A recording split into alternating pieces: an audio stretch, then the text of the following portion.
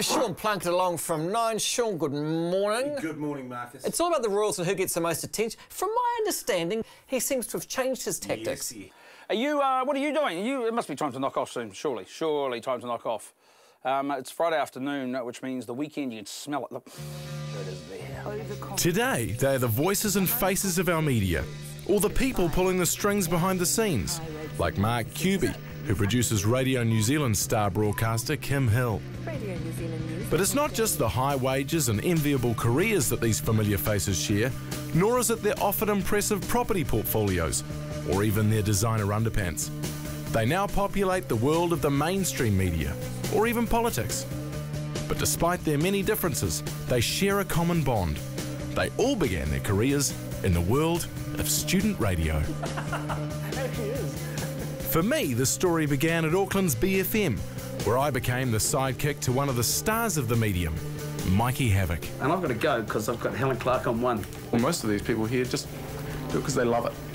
He's part of the story of student radio in New Zealand, as is this man, and this guy, and her, this smoking guy, this horse truck, them, this record, him, her, this, and that.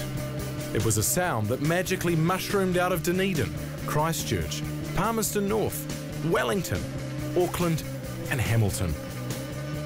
It's a saga that began at the very end of the 1960s, and which some say peaked in the 1980s, or 1990s, or was it the 2000s? Or perhaps the best is yet to come.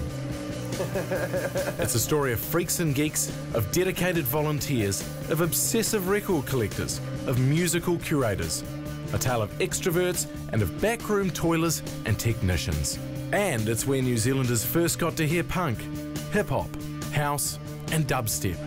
This is the story of how students changed radio forever, and some of the people who made that happen. This is lovely radio, this is... Knuckles, cock and piss. So what actually was the documentary about? Got any ideas? Student radio. Student radio. Student radio. Student radio is a good one, good start. A lot to take in. Do you think you'll be able to do it all on the commercial hour? Hope so. I wish you all the best. Yeah. Thanks very much.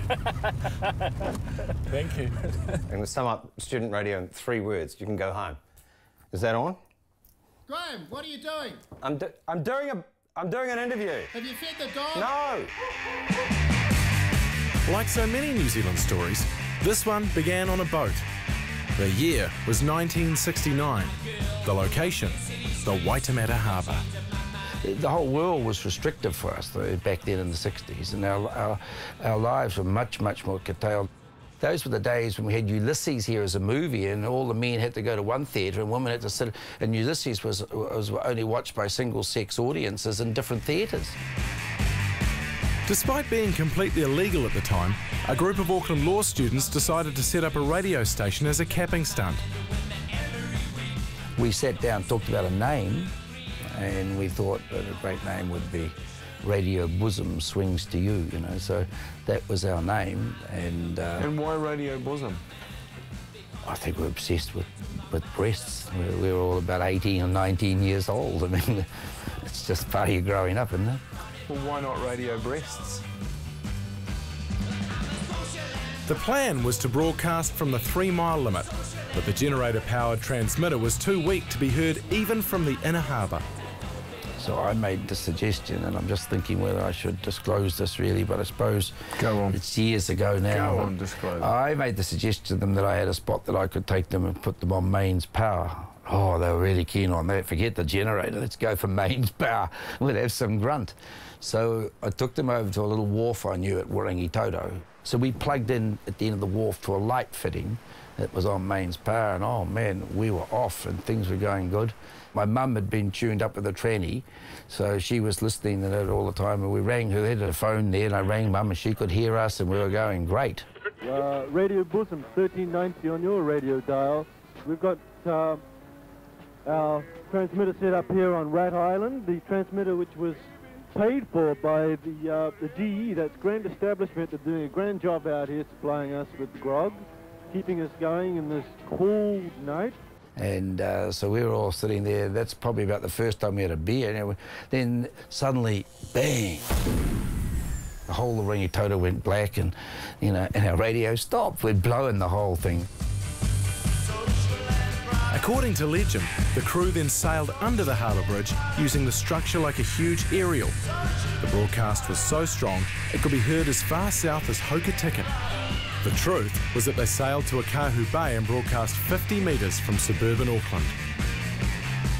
We're going all morning, a little generator cranking away on the stern, and it must have been about 9:30 that we saw these sort of white trucks with big aerials on the top came down, and they sort of positioned themselves about 45 degrees each off us, and people walk around pointing at us with little things. And the men from the post office called the police, who shut down the transmission and arrested the crew for their illegal broadcast. But Radio Bosom was born. Only a day in court could spoil the fun. I remember standing there thinking, oh Christ, this could be my law degree. My law career is going up in smoke here, you know. And the judge said, these boys have had a capping stunt, I'm not having their law careers and having it ruined over a capping stunt. And that was it. We didn't get convicted and discharged, just got discharged, no case to answer. And out the door we went, man, straight up to the Intercontinental. Radio Bosom broadcast on a part-time basis for the rest of the 1970s. But it was the emergence of punk rock later that decade that galvanised the need for a truly alternative brand of radio. If you turned on 2ZM, which was the commercial radio station in my childhood, you would hear the Eagles. Or you'd hear Hall & Oates. You'd hear this unforgivably awful, asinine, puerile music. You know, they stab it with their steely knife, but they just can't kill the beast. What does that mean? And what is that song even about? You just felt that there was a new generation coming up that wasn't like the old generation. They weren't playing the Rolling Stones, and they were talking more progressive sort of stuff, and it was just so exciting. There were little gigs happening in church halls all around Auckland. You know, all the boot boys, the skinheads and the punks would turn up to a church hall.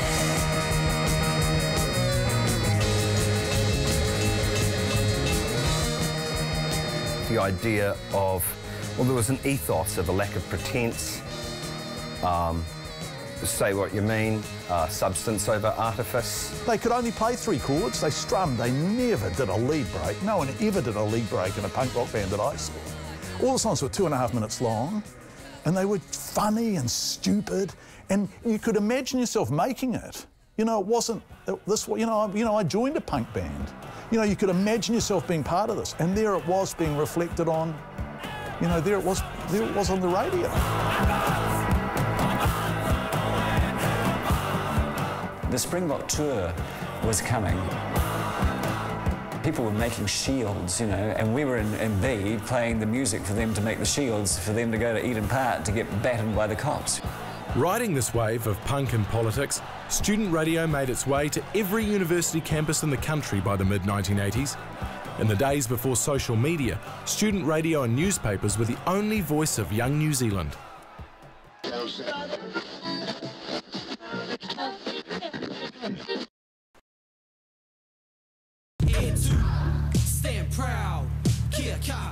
Wellington's Radioactive first switched on in 1977. It's been the capital's home to alternative music ever since. It's where people first heard the Upper Hutt Posse, She Had, and Fat Freddy's Drop. Everyone from Maggie Barry to Samuel Flynn Scott has worked there. But in an old boat shed in Evans Bay, you'll find one of the pillars of the station, part of one of the most legendary double acts of student radio, along with someone slightly more familiar. The stuff I remember most vividly is the stuff I did with Jimmy Scott. And his name was Sparky Plug, and my name was Friendly Brains. Because I was always... the enthusiasm and the pace with which I hit life now is a mere insulting shadow of what I used to be like when I was in my early 20s. I got up in the morning and I just was at high volume, high speed all day. And so I think Jimmy affectionately came up with Sparky Plug. And John was I guess, was the sidekick, or I was the sidekick. I think I was probably the sidekick. And John being a rugby guy, we just started doing these alternative rugby commentaries. 89 And the idea was that you would watch the TV with the sound down and listen to our commentary. Listeners, if you're listening to us, turn on your telly, turn the sound down, turn Radioactive up, the Sparky Plug and Friendly Brains alternative commentary. Here come the Lions onto the field. 11 Englishmen. Oh, Gavin Hastings. Yeah, stop that. Michael Jones there. There he is, Scott. He's a Bible basher from Auckland. He is a Bible basher. Doesn't play on Sunday, Sparky, apparently. He's saying he's not doing the haka. In fact, he is reciting incantations from Genesis Friendly.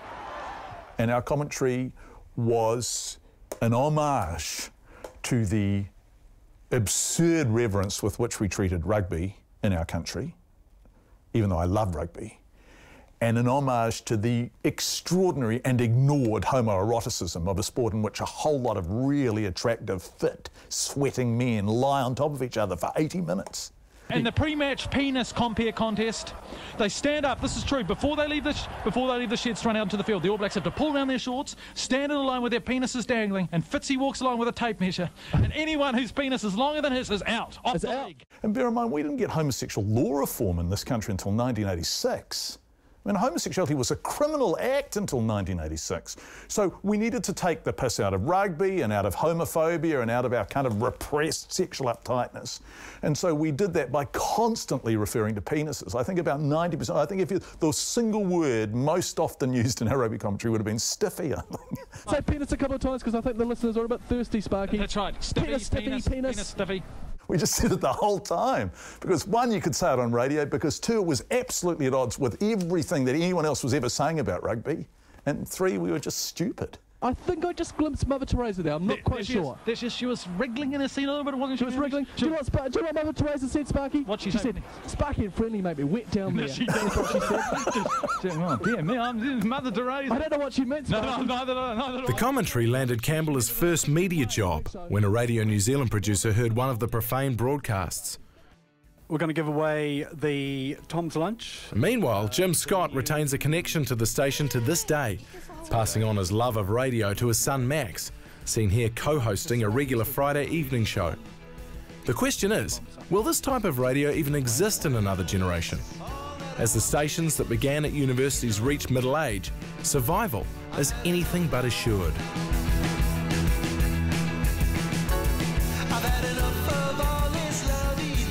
Before the millennium, student radio was the only alternative. There was no George FM, no My, no Rock, no Bass FM. In this era, the stations boomed and audiences grew. James Brown just stepping off the night train. Chris Esther until 10 o'clock.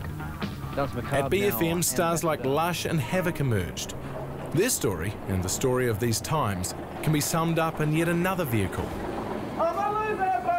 The breakfast bus. And all this sort of just came together quite naturally. People would just ring up and say, oh, can you pick us up? We had this bus we're driving around. And that was a huge amount of fun. Can we give you a lift home? Hello? Do you want a lift home, mate? Yeah. Where do you live? Yeah. Where do you live, mate? Yeah. They were chaotic. We've got schoolgirls! We've got 3 schoolgirls just in Tartan. We're the 4 today. It's going to be fine. I'm taking my pants off. We're going to get in the boat.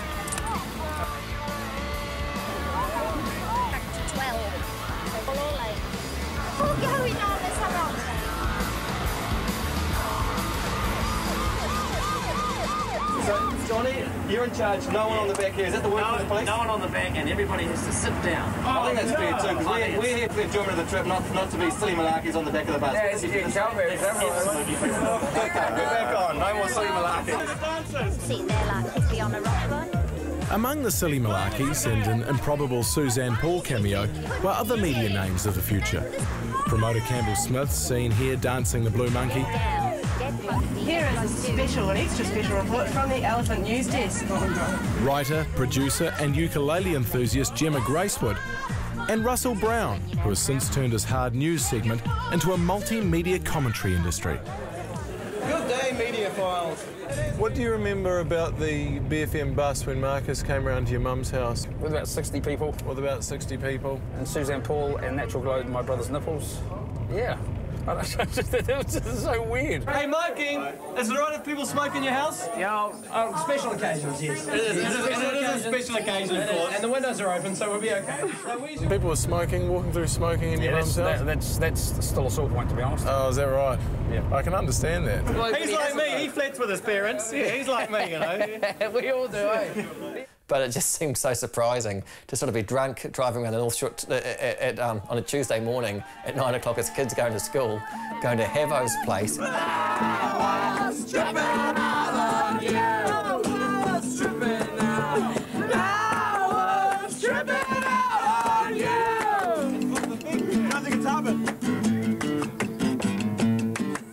The star power of Lush and Havoc defined BFM for the best part of a decade, and the station's audience grew.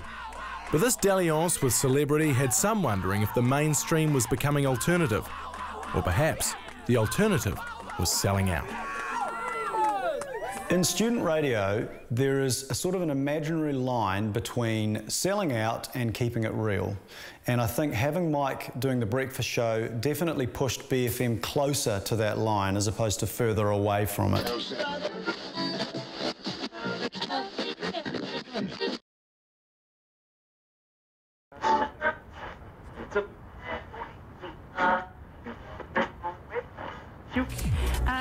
Nothing much has changed in terms of the central CBD. Christchurch commuters are being warned of further delays on central city roads today as infrastructure repair projects progress. Road workers on Durham Street North and Barbados Street will reduce lanes further from Monday morning, causing delays for motorists choosing those routes.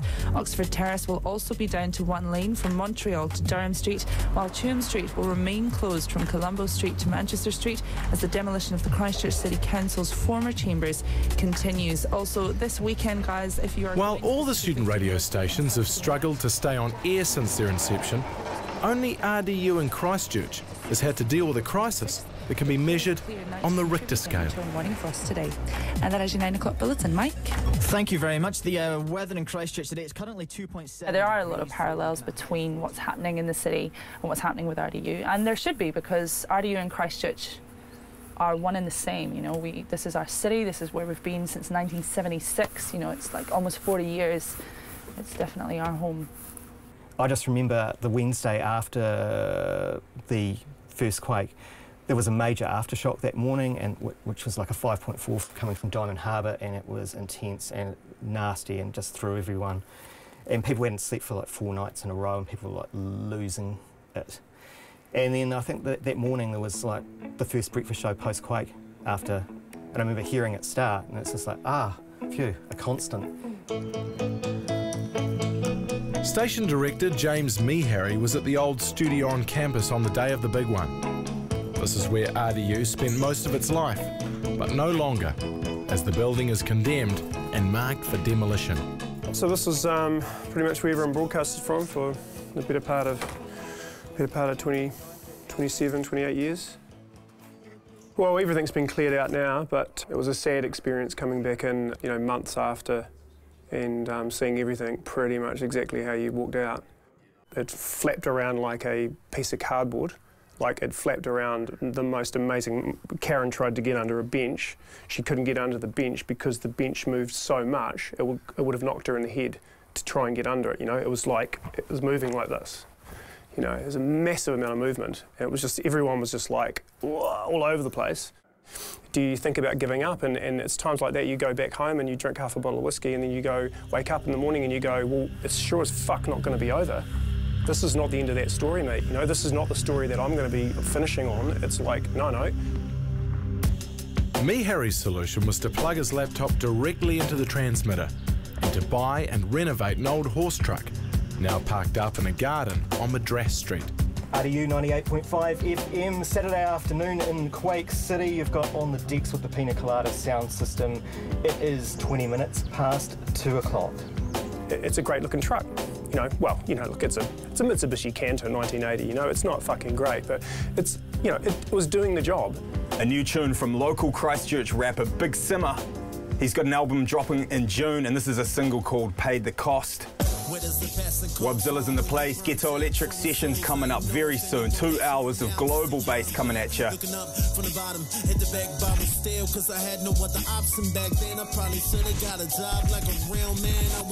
What began as radio made by students has become alternative radio.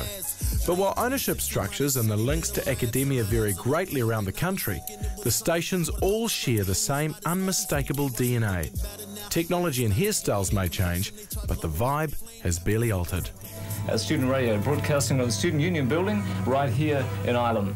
Here's a track from the Madness album called White Heat. RDU 98.5 FM presents A Flat City. Christchurch's musical voices on the events before, during and after the 2010 and 11 Canterbury earthquake. The whole of the backpackers opposite just fell into the street in front of everyone's eyes. And then suddenly everything goes wild.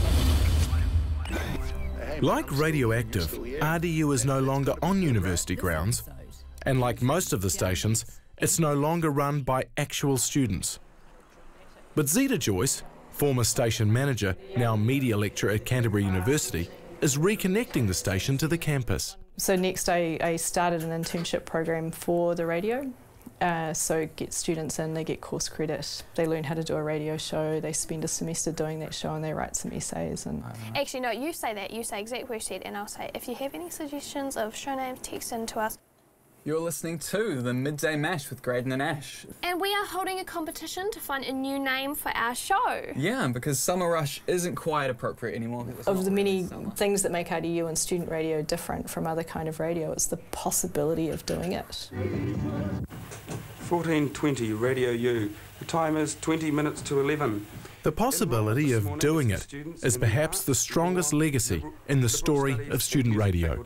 Sweet as, this is the new song here from Soda Boys. It's called Polo. These boys have got it going on. I think they're going to go so far. Formerly known as Radio Massey, Palmerston North's control is based in the heart of Massey campus and is very much considered part of the university. It's old school student radio, and proud of it. One of the most beautiful things about student radio and the radio we make is that it's made by the people in the community, for the people in the community, and we're playing the people's in the community's music. I think that Palmerston North is the greatest, I would say. I'd be willing to say the greatest music city. That greatness has a lot to do with this place. The Stomach is a council-funded operation that offers cut-price recording facilities and practice rooms. With the Stomach, you know, having such a cheap opportunities for locals to record, it's meant that this prolific amount of music will get airplay. And literally in Palmerston North, you know, you can form a band, record a song, get it played on the radio station, play a couple of gigs, and you're sweet. James Lissette is currently archiving a swag of historical recordings. They confirm the notion that alternative sounds produced in the provinces have always had a certain edge. The most requested song ever on Radio Massey in my time was Fuck Off Rugby Heads by Noddy on the Cross. Fuck off rugby heads! Fuck off rugby heads! Fuck off rugby heads! Fuck off rugby heads! It was a song about the overwhelming rugby head culture in Palmerston North and its behaviour. I think that's the best way to put it. You're listening to Radio Massey 2XM on FM, the great stereo sound of the Manawatu and the only stereo sound of the Manawatu. I hope you're enjoying the music. If you want a dedication, give us a call on 77372. We've got the voice now on Ultravox. I didn't know I was going to go on air that very first day. I thought I was just going to have a look. And she sat me down and said, you know, you just do this and that. So I did that for a bit. And then she announced that she was off to get a coffee at the student centre and could I look after the last sort of 40 minutes. And I sort of went, oh, OK. And I'll never forget it because I didn't recognise any of the music. So that she had out. She had a certain bunch of music and I was looking through, I thought, I have no idea what to play. And that was the worst problem. And so I just picked up and I thought, well, how does this work? I thought, generally the people would put their best songs near the start of the album, right? So maybe I'll just go side one, track one, and for the next 40 minutes, which went pretty well. except that I had one that was obviously an EP in hindsight, and I was playing it at 33, and so it was very gothic, that song, until somebody rang me up and said, yeah, I think you'll find it works a bit better if you know, run it at 45.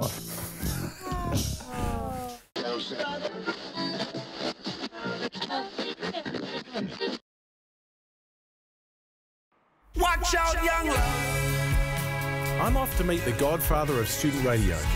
He was there when Wellington's Radioactive began in 1977, and he still DJs every Saturday morning with a rambling scrapbook of music and history called Roy's Time Machine.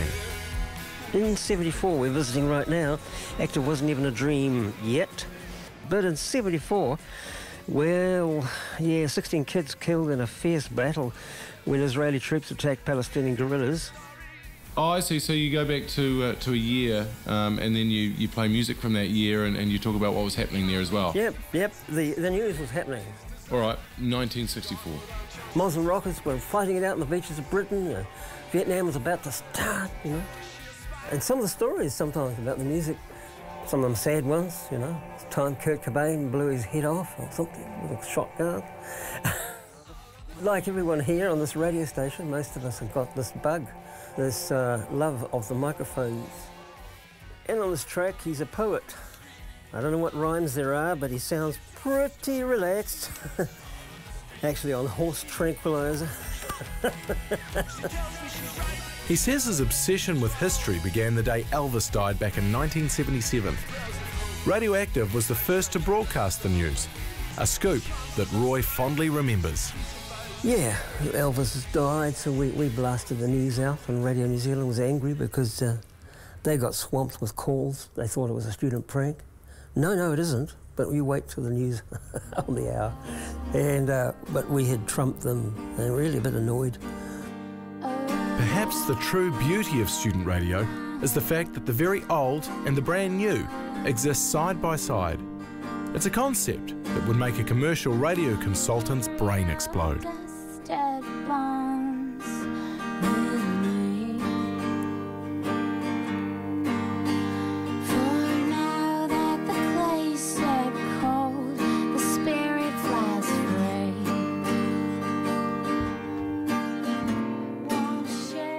Thank you for having us. You're a very kind, welcoming host. I'll give you the one difference, if you can take this with you. The difference between commercial radio and student radio, and something we've always done and always will do. If somebody comes in on a Friday morning and wants to play a tune that he's made 3 hours ago, we can do it. This, fresh out of box, Chaos Lab, Falling Rain. Cheer, eh? The first day that I came to New Zealand, I turned it on, and I was hooked, literally, from day one. The difference in the music, and so I thought it was really cool. I used to worry that I would swear, and I used to use it as a shock thing to myself and to the listener. Now I very rarely swear on air. I heard you swear about 10 times this morning. Right. Did I? I did. First voice break I heard when we were driving in the car, there were about 6 and about 3. I used to talk about 1080 all the time. I was very against it. But I had, you know, threats of my tyres being slashed. I had people doing hate campaigns on Cuba Street. You know, Redbird is a cock. You know, on car stickers, mum. Seriously. I mean, Redbird is a cock. That is Chaos Lab there, fresh out of the box, Falling Rain. Read about 3 hours ago because he went to Trinity Roots and Bongmaster and Robertson, but he ain't been asleep. But can you tell? It sounds a little bit like his alarm clock. It's a special thing to be allowed to do a breakfast show, you know, to be let into that many people's mornings in at such an intimate time. Like, people don't even talk to their partners at that time in the morning sometimes, yeah. but they'll be interacting with what you're doing on air, you know.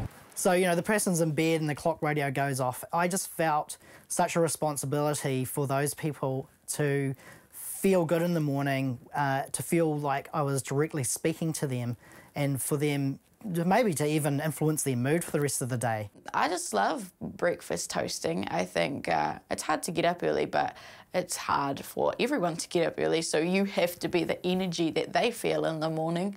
Only way I used to get through the show, well, the best way I learnt, well, I sort of did it naturally, but was I used to talk to one person, which was, I imagine this girl, a little bit older than me, good-looking, intelligent, loved my jokes.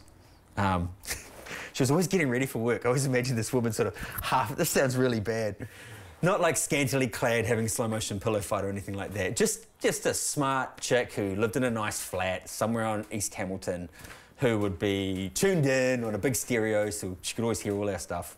And I'd always talk directly to that person, that girl, and sort of make sure I was thinking, oh, I'm just talking to her, not talking to a whole, however many people listened, 25 or whatever.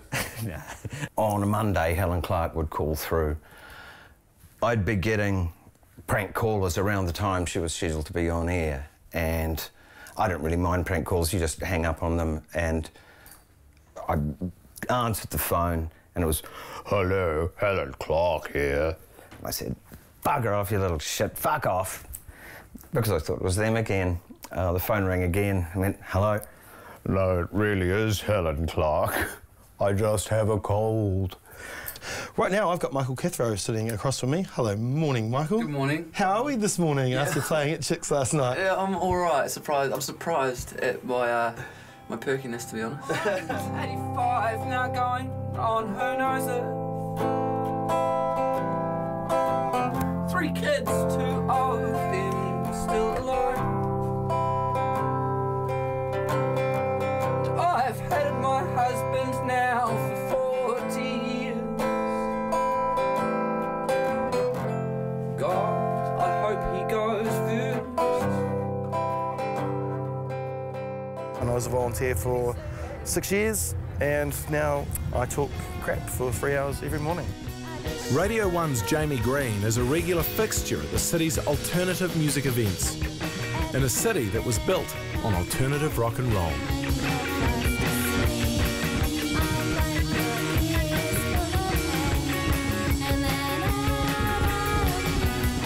The early days of the Dunedin sound coincided with the expansion of student radio, which by the mid-80s was nationwide and moving from AM to FM. Bands like the Chills and the Verlaines were making musical history, but only student radio was giving them regular airtime.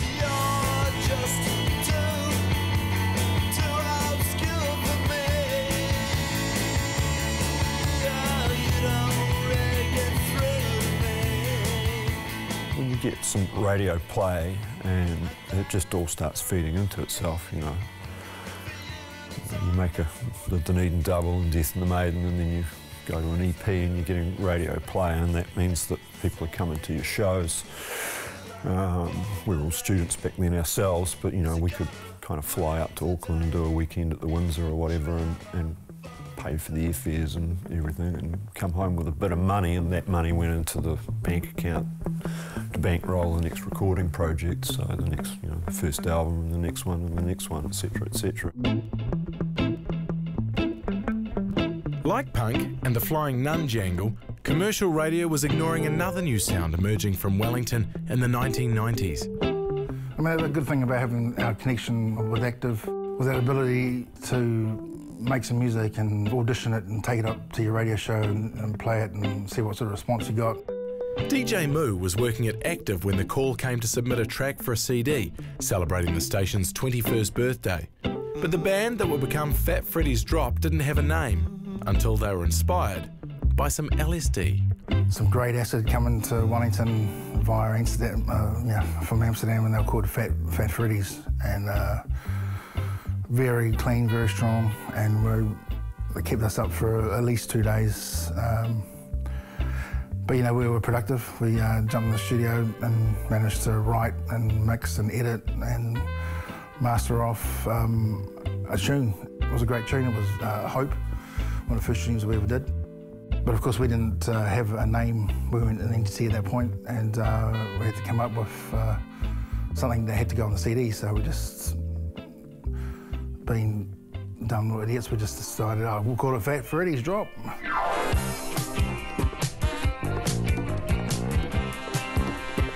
Since the beginning, musicians gravitated to the stations. Greg Johnson, seen here doing a show in 1987, made his first recordings at BFM.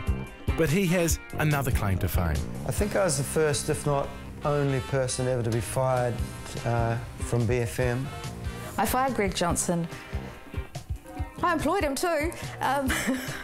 Can't say I remember exactly why, but I do know I didn't take the job particularly seriously. or any job I ever had, actually. In fact, I was fired from a number of other jobs as well.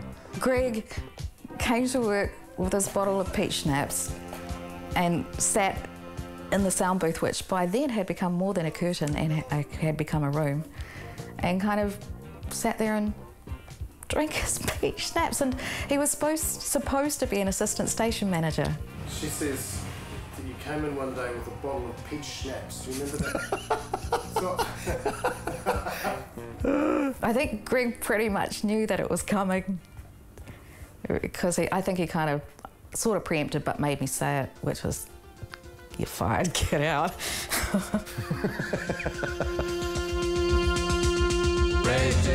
The Headless Chickens also made their first recordings at BFM, where they dominated the playlist for the best part of a decade. When you first start a band, all you want to do is like get a gig, and then as soon as you get a gig, you want to record something, and then as soon as you've recorded something, you want to get it released, and then as soon as you get it released, you want to get played on the radio and blah, blah, blah. And heaven knows I need someone to bring me down, bring me down, bring me down, bring me down, bring me down, bring me down. I mean, there's a genuine pride in this country now, I think, with the fact that we do produce our own music and have something of our own voice, and it doesn't sound like it comes from anywhere else. And you know, student radio's probably more than anything else been instrumental in building that over the last 3 decades.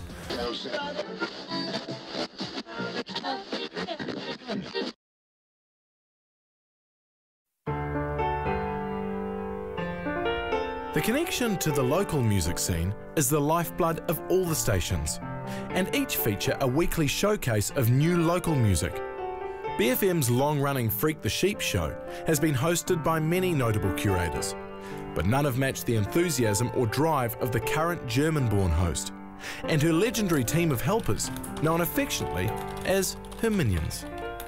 Tawahinga does electronica, and he's going to bring his stuff in, he's going to play. Very nice, by the way. So do you know him, or is it from work? Or? He's a friend of my brother's.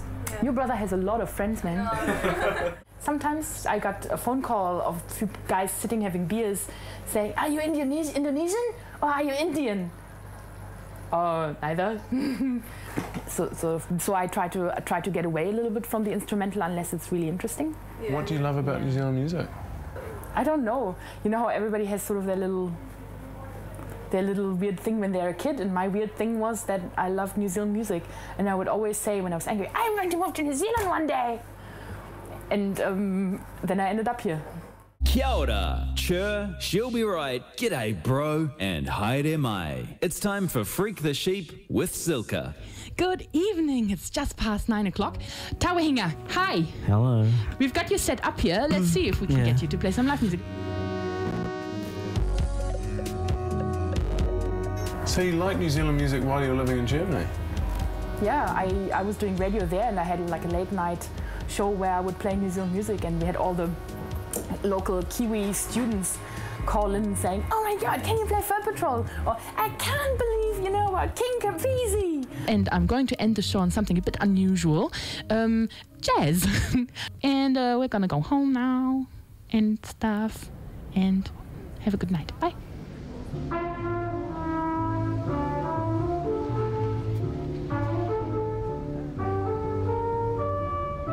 Can you see yourself still doing this in 20 years' time? Yeah, I love it.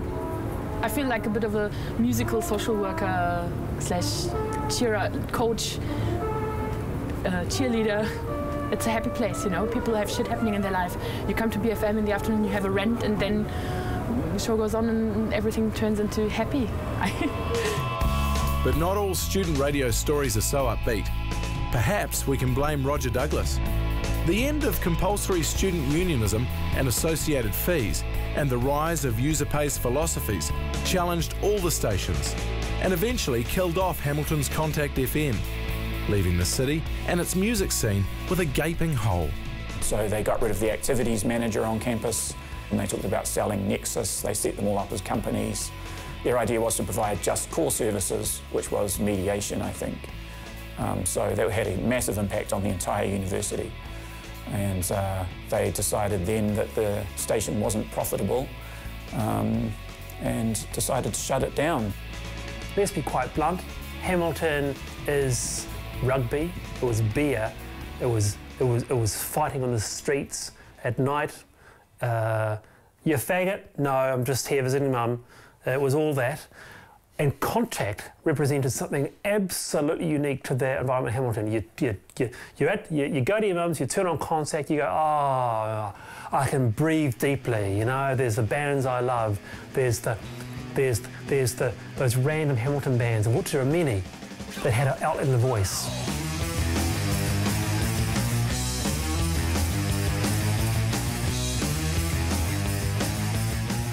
There was a real hole, there was a real kind of sadness. And it was like this, the saddest time was when I got asked to be part of this Facebook thing, which was Friends of Contact. It was like it was someone who died of cancer. It's like, oh man, it's too sad. Next on the block was Radio 1 in Dunedin.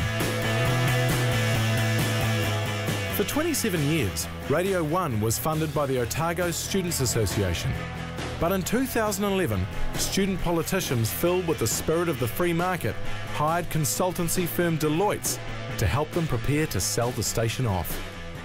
Deloitte's basic thinking was we weren't financially sustainable. With the closure of Contact fresh in their minds, Radio 1 and its many friends sprung into action, and Norling came up with a lateral protest to hammer home the spectre of a Dunedin without the station.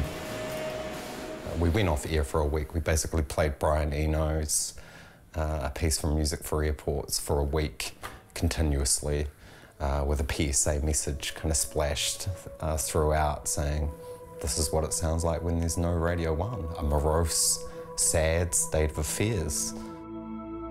Missing the sound of Radio 1? So are we. To save Radio 1, do something. It was a crossroads for Radio 1. It was the make or break, really. I don't think there was ever a point in our history where we were threatened so badly with closure. Radio 1 survived the barbarians at the gate, but other threats loom on the digital horizon. Ah, for God's sake, it sounds like you're boring them to death, Graham. Well, what do you think I should say about student radio? You're living in the past. You're full of ideas. They should be talking to Russell bloody Brown, not you. Oh, yeah, good one. What's happened at student radio is that it's no longer necessarily the only place for music discovery. I mean, for decades, student radio was where real music fans found new music. Now the internet does that job too. And you might even be ahead of the DJ that you hear in finding the latest thing on SoundCloud or Hype Machine or an MP3 blog. So I think that's a real challenge. Pre-internet, if you wanted an alternative culture, if you wanted like your solace from just shit, ordinary, boring life, parents, school, whatever, BFM was that. You know, it wasn't a Tumblr page or some wormhole cul-de-sac of the internet, which kids now, if they want an alternative culture, they go on the internet. But there is still a place for curation because there is so much music out there. There's more than there's ever been. And there's still something good about turning on the radio and hearing some music that someone's picked for you to hear. I've got my phone and I can just stick it in the car and play music that I know I'll like, which is a good thing, but I think everyone who loves music always wants to hear the new stuff.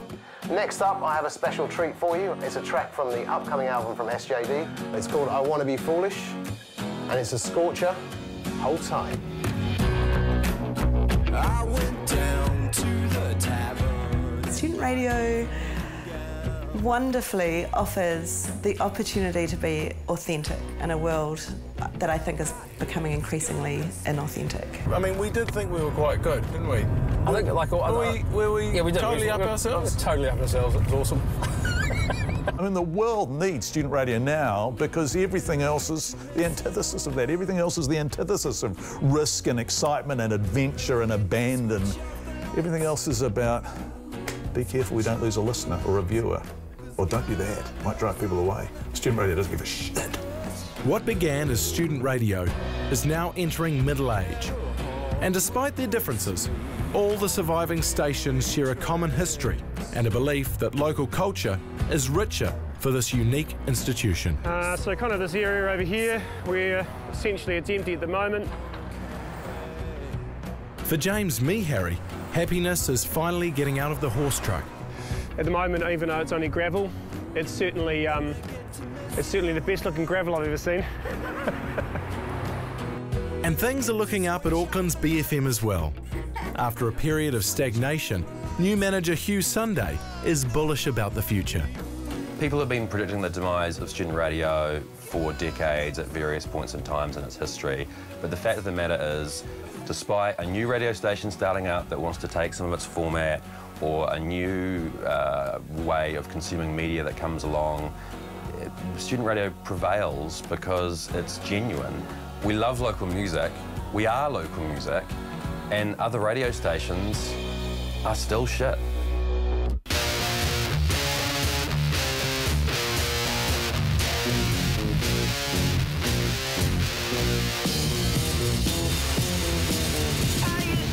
This is, I'll ask you this question. Get out of the car. Are you ready? Yeah. Why could you never turn up on time? I don't know the answer to that. I really don't know the answer to that. I know, and it's so lame, man. It's the lamest. I look back on it now and I go, what is wrong with you, man? And like whether it's. Well, how much bloody longer? Oh, about 5 or 10 minutes, depending how smart they are. Oh, the dog's starving. Right.